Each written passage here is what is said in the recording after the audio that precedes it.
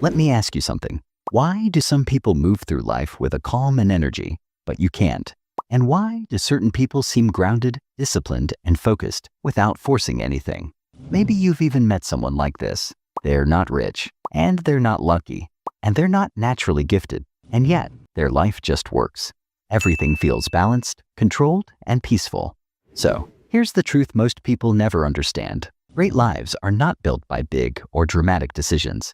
They're built by tiny habits, small actions so simple, but they shape your mind, your character, and your future. At first, these habits look invisible, but slowly and quietly, they turn you into someone unrecognizable in the best way. In Japan, people have practiced these tiny habits for centuries, not as trends, not as aesthetic routines, not as life hacks, but as a way of living, a way of becoming calm, disciplined, and deeply intentional. And today, I'm going to show you the 5 habits that can gently and permanently upgrade your life. Some take just 5 seconds, and some will change how you treat yourself. And one habit, practiced for generations, has helped entire Japanese communities live past 100 years. So take a breath and slow down for a moment, because by the end of this video, you'll have a clear blueprint for a calmer, stronger, more meaningful life. So without any further delay, let's begin. Habit number 1, Kaizen. You know that feeling when you want to change your life, but it feels like you're standing at the bottom of a giant mountain. You want to get healthier, but the gym feels overwhelming. You want to be more productive, but your to-do list looks impossible. You want to improve your life, but you don't even know where to start. But Japan has a solution so simple that most people ignore it. It's called Kaizen, the habit of improving just one tiny thing every single day, not changing your whole life in just 1 week, and not forcing yourself to work like a machine, but just one small improvement. But here's the real magic happen. Kaizen is not really about the improvement itself. It's about building identity momentum and proving to yourself that you can move forward even if the step is tiny. Let me show you how powerful that is. Imagine you do 1 push-up today, just 1. People might laugh at that, but tomorrow you do 1 more. Then next week you're doing 10 without thinking, because small habits compound and big habits collapse.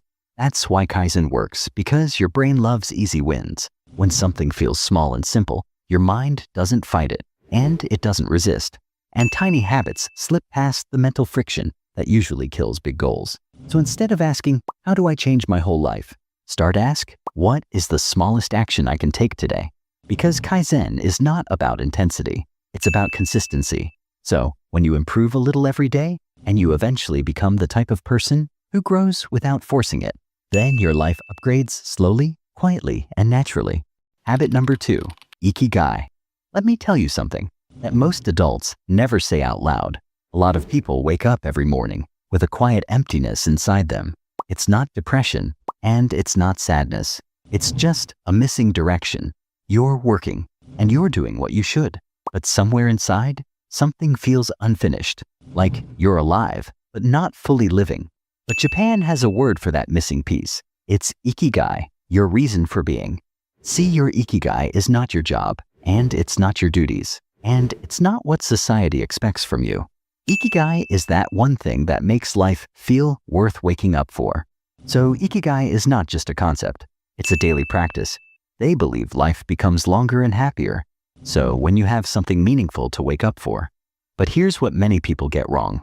Your Ikigai doesn't have to be a big mission, and it doesn't have to change the world. It just needs to light up your heart even a little. And your Ikigai usually sits at the crossroads of 4 simple questions. What do you love? What are you naturally good at? What does the world around you need? How can you make a living doing it? But here's the truth most people don't realize. You don't need to answer all the 4 today, because Ikigai is not discovered in one perfect moment. It slowly grows with you. It changes as you change, so you can start with just 1 spark. Maybe you love cooking, or maybe you love helping others, or maybe you love building things, or maybe you love learning new skills. Whatever it is, follow the spark, not the pressure. Because Ikigai is something you cultivate, not something you magically find. So you discover it through curiosity, trying new things, making mistakes, and paying attention to what makes you feel alive. And once you catch even a small glimpse of it, then life starts to feel different and more meaningful. Then your days stop feeling like a list of tasks, they start feeling like steps on a path that is uniquely yours. Habit number 3, Hara Hachi Bu. Imagine this for a moment. In Okinawa, before every meal, people pause, then take a breath and say a simple phrase, Hara Hachi Bu. It means eat until you're 80% full, not heavy, and not eating just because the food tastes good, just for satisfied. And this one small habit has been linked to reduced overeating and slower aging, lower inflammation and better digestion, higher energy, and longer life. But the real beauty of Hara Hachi Bu isn't just about food. It's about reconnecting with your body. Because most of us eat on autopilot. We finish the plate because it's full, and we eat to avoid stress, and we eat to feel better emotionally, not physically. So we stopped listening to the one thing that actually knows the truth, our own body. And here's the thing, your body is incredibly wise. It sends signals, and it whispers when it's full, and it knows what it needs. So we just don't slow down long enough to hear it, because Hara Hachi Bu is not a diet, and it's not about restriction, and it's not about counting calories. It's a mindfulness disguised as eating. So here's how you can try it in your next meal. Eat a little slower, then put your spoon or fork down between bites, and pay attention to the moment your body feels comfortable. Not hungry, not full, just balanced. And when you reach that quiet moment where your mind says, yeah, I think I can stop now, it doesn't feel dramatic, and it doesn't feel like sacrifice. It feels like a respect. Over the time, your body begins to thank you. Your digestion improves, and your energy rises. Then your mood becomes lighter. Habit number 4, Gaman. See, life is tough sometimes. You already know that, because everyone goes through moments that feel heavy, unfair, and painful. But the Japanese have a quiet, powerful way of dealing with these difficult moments, a way that builds strength without bitterness. It's called Gaman.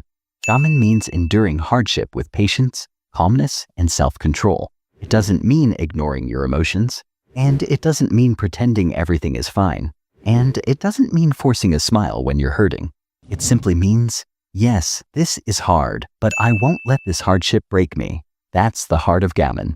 Gaman teaches you emotional strength, the ability to stay steady when life gets chaotic, and the patience to sit with discomfort instead of running away, and the discipline to hold yourself together even when things feel messy, and the wisdom to not waste your energy on things you cannot control. So, when you practice Gaman, something powerful happens. You stop reacting to every little problem. Then you stop panicking when life gets unpredictable, and you stop complaining about things you can't change. Then you become grounded, stable, centered, and unshakable, because Gaman turns pain into resilience. Then it transforms quiet suffering into quiet strength. And even though no one may notice the work you're doing inside, one day the world will see the difference. Because the strongest people aren't loud, they are the ones who learn to endure and rise. Habit number 5, Kintsugi. Out of all the Japanese habits, this one might be the most beautiful. In Japan, when a bowl breaks, they don't throw it away, and they don't hide the cracks, and they don't pretend nothing happened. They repair it by filling the cracks with gold. This art is called Kintsugi, and the broken bowl becomes even more valuable than it was before it shattered. But Kintsugi is not really about pottery. It's about your life, because you have cracks too. The moments that broke your heart, and the situations that crushed your confidence, and the experiences that made you feel unsafe, and the times where you felt lost, fragile, or completely shattered. But Japanese wisdom says this: your cracks are not your weaknesses. They are the places where your strength grows, and they are the places where the light enters. Kintsugi teaches something powerful. Healing doesn't erase your past, it respects it, and slowly it turns your pain into wisdom. So instead of covering your wounds, fill them with gold. Acknowledge them, and respect them, and let them shine. Because the most inspiring people in this world are not the ones who never fell apart. They are the ones who broke, and then rebuilt themselves with patience, courage, and grace. So, you are not broken beyond repair. You are becoming something stronger and more beautiful than before. So these 5 Japanese habits aren't loud or dramatic, and they don't demand perfect discipline, high motivation, or a complete life overhaul. They only ask for one thing from you: small steps, and small awareness, and small daily choices. And here's the beautiful part.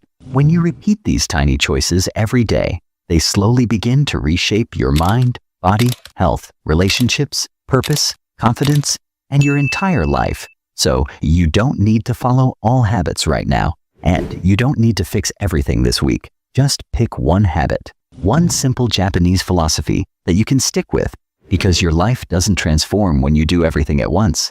It transforms the moment you decide to begin. If even a small part of this video touched your heart, please hit subscribe, because we're just getting started. And remember, massive change never comes from giant actions. It comes from tiny habits, done quietly and consistently.